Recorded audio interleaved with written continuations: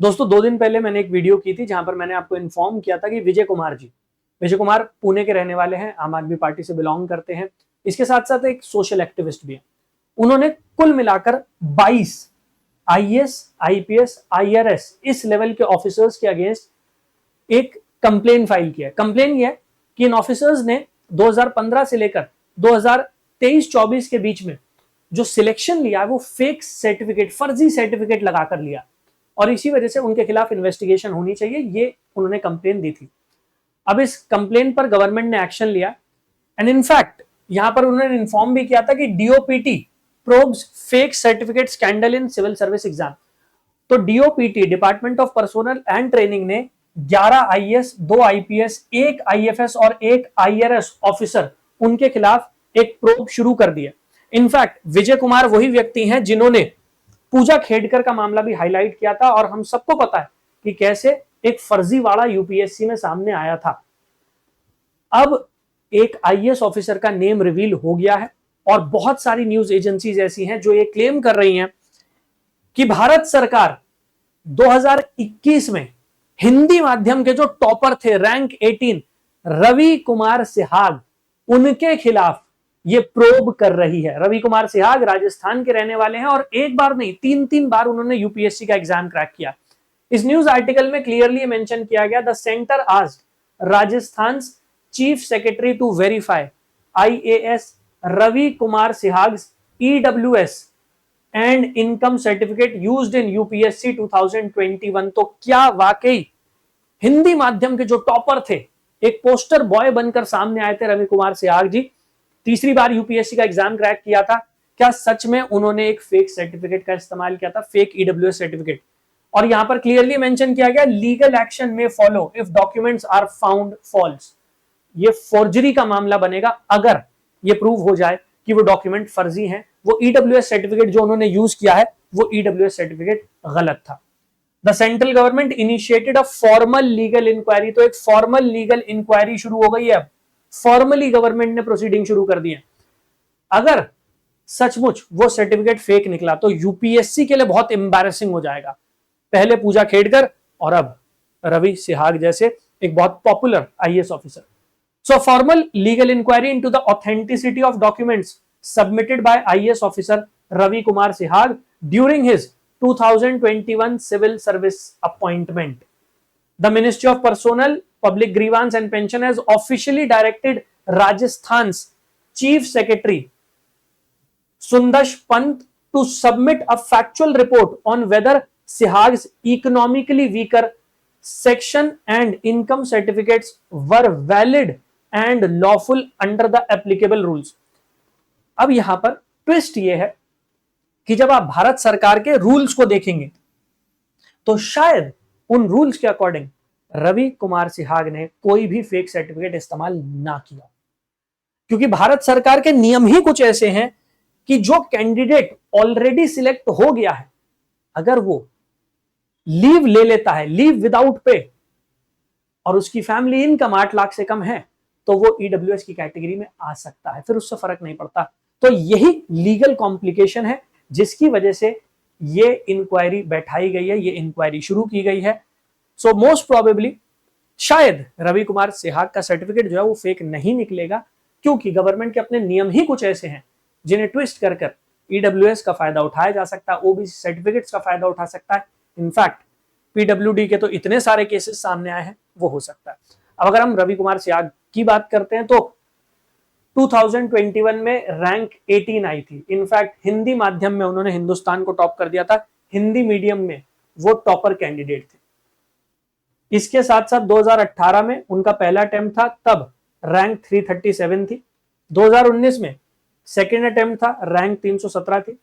2020 में third attempt था, mains clear नहीं कर पाया। 2021 में फोर्थ अटेम्प्ट में रैंक आई 18। तो ऑलरेडी सिलेक्टेड ऑफिसर थे, हाँ आईएएस नहीं बन पाए थे। इंडियन डिफेंस अकाउंट सर्विस में पहले गए थे, उसके बाद इंडियन रेलवे ट्रैफिक सर्विस। लेकिन एक यूपीएससी एस्पिरेंट का जो सपना होता है वो यही होता है कि वो आईएएस बन जाए, इसलिए बार बार कोशिश चल रही थी। जनरल कैटेगरी में वो नहीं निकल पा रहा था तो ईडब्ल्यूएस सर्टिफिकेट का सहारा लिया गया। बट अगर गवर्नमेंट अलाउ कर रही है, अगर रूल्स में अलाउ किया गया तो फिर वो इलीगल नहीं है, फिर उनका सर्टिफिकेट जो है वो लीगल माना जाएगा और उनके खिलाफ कोई एक्शन नहीं लिया जाएगा। हाँ, आप इसे मॉरल करप्शन की कैटेगरी में जरूर रख सकते हैं, बट शायद वो लीगल करप्शन की कैटेगरी में नहीं आ पाएगा। खैर, आप लोगों की क्या राय है बताइएगा जरूर। लेकिन एक बात और है, अगर ईडब्ल्यूएस सर्टिफिकेट नहीं भी लगाते तब भी रैंक 18 थी, रैंक 18 आईएएस तो बन ही जाते। लेकिन हाँ, जब एग्जाम दे रहे थे उस टाइम नहीं पता था कि रैंक 18 आ जाएगी, और इसी वजह से शायद ईडब्ल्यूएस सर्टिफिकेट का इस्तेमाल किया गया था। खैर, अगर वो सर्टिफिकेट फेक होता है तो क्या एक्शन लिया जा सकता है? Rule 3(1) of All India Services for misrepresentation and lack of integrity, इस रूल के अंडर उनके खिलाफ एक्शन हो सकता है। Similarly IPC section 465 forgery and section 471 IPC using forge document action लिया जा सकता है। एंड फाइनली डीओपीटी की गाइडलाइंस के अकॉर्डिंग यूपीएससी उनको सर्विस से बर्खास्त कर सकती है, पॉसिबल कैंसिलेशन ऑफ अपॉइंटमेंट। तो बहुत स्ट्रिक्ट कार्रवाई हो सकती है अगर वो सर्टिफिकेट फर्जी निकल कर आता है। इनफैक्ट रवि कुमार सिहाग ही नहीं, और भी बहुत सारे ऑफिसर्स हैं जिनके अगेंस्ट कंप्लेन हुई है। मैंने आपको इनिशियली दिखाया था कि विजय कुमार ने 22 ऑफिसर्स के अगेंस्ट ऐसी कंप्लेन फाइल की है कि उन्होंने फर्जी सर्टिफिकेट्स का इस्तेमाल किया है। इनफैक्ट पिछले 10-15 साल में जितने ऑफिसर्स सिलेक्ट हुए हैं उन सभी के सर्टिफिकेट्स की जांच तो जरूर होनी चाहिए, क्योंकि पूजा खेड़कर के मामले ने यह हाईलाइट कर दिया था कि यूपीएससी के सिलेक्शन प्रोसेस में लूप होल्स हैं, और लूप होल्स का फायदा उठा रहे हैं ऐसे कैंडिडेट जैसे पूजा खेड़कर। तो अभी तो और भी ऑफिसर्स हैं, पूरा पेंडोरास बॉक्स ओपन हो गया इस केस के बाद। और भी ऑफिसर्स हैं जिनके खिलाफ ऐसी कार्रवाइयां हो सकती हैं। DOPT launches inquiry into reservation misuse by 15 civil services officers. तो 15 के खिलाफ डीओपीटी ने कहीं ना कहीं इन्वेस्टिगेशन शुरू कर दिया, जिसमें 11 आईएएस ऑफिसर शामिल हैं, 2 आईपीएस ऑफिसर शामिल हैं, 1 आईआरएस और 1 आईएफएस ऑफिसर शामिल है।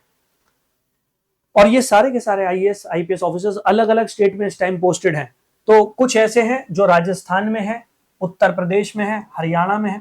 कुछ ऐसे हैं जो उड़ीसा, बिहार, मध्य प्रदेश, महाराष्ट्र एंड केरला कैडर में इस टाइम सर्व कर रहे हैं। तो पूरे भारत में जगह जगह फैले हुए हैं ये अधिकारी जिनके खिलाफ इन्वेस्टिगेशन शुरू हो गई है फर्जी सर्टिफिकेट की। ईडब्ल्यूएस, ओबीसी, एससी, एसटी और people with benchmark disabilities, in 5 categories के थ्रू जो सिलेक्ट हो रहे हैं उनके सर्टिफिकेट की जांच जरूर होनी चाहिए।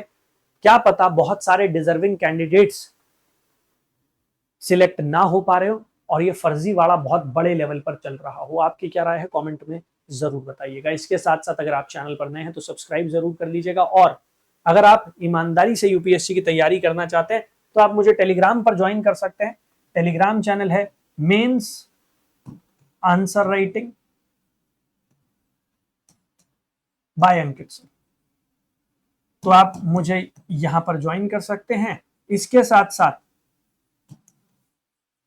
आप अगर चाहें तो मुझे डायरेक्टली भी मैसेज कर सकते हैं। मेरी टेलीग्राम आईडी मैं आपको बता देता हूं, अंकित सर _UPSC।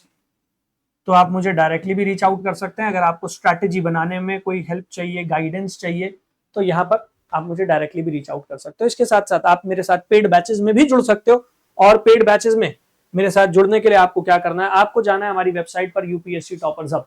जब आप वेबसाइट पर लॉग इन करेंगे, मतलब वेबसाइट पर जब आप एंटर कर जाएंगे तो हमारे सारे बैचेस यहाँ पर आपको दिख जाएंगे। इसके साथ साथ आप हमारी एप्लीकेशन भी डाउनलोड कर सकते हैं, क्योंकि एप्लीकेशन पर आपको बहुत सारा study material free of cost मिल जाता है। एप्लीकेशन डाउनलोड कर सकते हैं आप यहाँ नीचे से, get it on Google play. तो यहाँ पर गूगल प्ले स्टोर पर हमारी एप्लीकेशन का लिंक दिया गया, आप इसके थ्रू से डाउनलोड कर सकते हैं। और यहाँ पर दिया गया विंडोज स्टोर, अगर आप लैपटॉप के थ्रू परस्यू कर रहे हैं अपनी पढ़ाई तो आप विंडोज लैपटॉप में भी ये एप्लीकेशन डाउनलोड कर सकते हैं। फ्री स्टडी मटेरियल भी अवेलेबल है, तो आप उसे यहाँ से डाउनलोड कर सकते हैं। लॉगिन कर लीजिएगा, अकाउंट क्रिएट कर लीजिएगा, फ्री स्टडी मटेरियल को एक्सेस कर पाएंगे। और अगर बैचेस में एनरोल करना है तो सारे के सारे बैचेस यहाँ अवेलेबल है। फाउंडेशन बैच, मेंटोरशिप का बैच, इसके साथ साथ PSIR ऑप्शनल का बैच, और अगर आप चाहें तो कॉम्बो बैचेस भी अवेलेबल हैं, जहां पर 2 बैचेस मिलाकर आप एक साथ ले सकते हैं, जिससे आपका जो कॉस्ट है वो और मिनिमाइज हो जाएगी और कम हो जाएगी। तो फाउंडेशन बैच है, PSIR ऑप्शनल का बैच है, मेंटोरशिप का बैच है, सब कुछ आप लोगों के लिए अवेलेबल है। ऑलराइट, आगे कोई भी डाउट हो बैचेस में एडमिशन लेते हुए तो यहाँ पर नंबर दिया गया है, आप इस नंबर पर व्हाट्सएप ड्रॉप कर सकते हैं, आपको बैचेस की सारी इंफॉर्मेशन मिल जाएगी। I wish you all the best for your preparation. Thank you everyone. जय हिंद।